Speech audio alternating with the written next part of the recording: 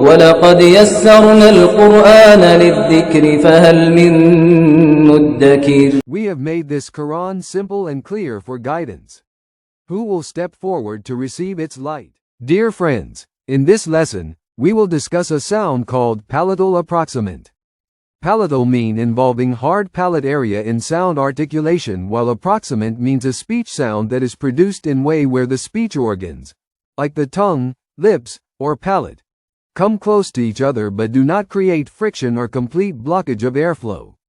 In simple words, the speech organs are not actively involved in this sound, unlike consonants where speech organs actively involved either create friction or cause explosion while making any sound. Anyhow, in approximant, there is no complete blockage of air to cause explosion or make any friction. Now let's come to the sound. Yeah. Yeah. Dear learners, let's apply short vowels pattern to the sound. Yeah. Ye. Yo. Listen to the short vowels application once again. Yeah. Ye. Yo.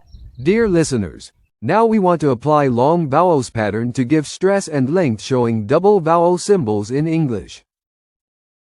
Ya. Yi. You.